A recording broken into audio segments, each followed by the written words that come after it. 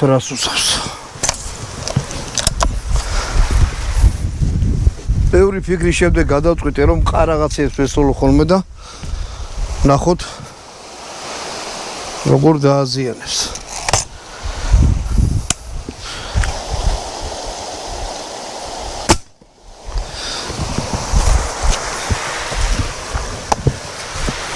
ძვალი სუფთად გახვიტა.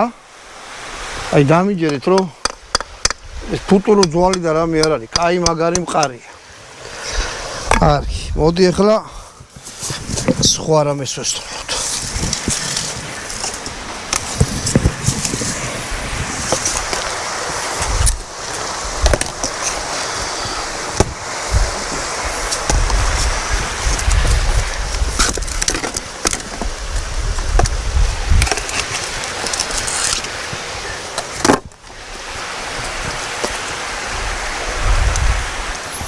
აქ რაღაცა ძველი ნასროლები აქვს, მაგრამ ახალ გახვრეტის დაემჩნია. ვესვრი აი ამაში. აი ამაში ვესვრი და ვნახოთ კატანაზე როგორ იმუშავებს.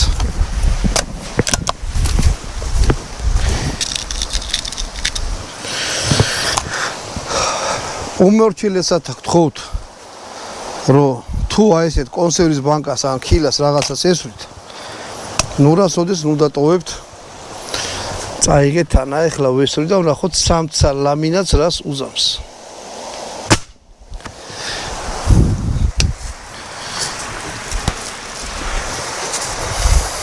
აი აქ მოხვდა. გახვიტა და აი ეს გამობურცა.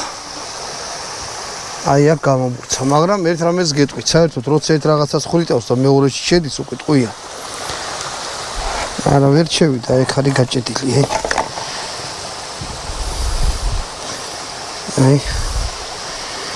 აი მაშინ გაიჭედა, თავი შეუბრტყელდა.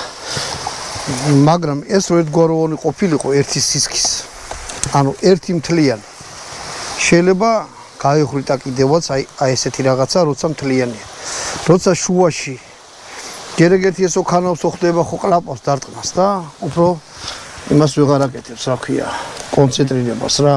ანუ გატანაზე უკვე ნაკლებად ამუშავებს.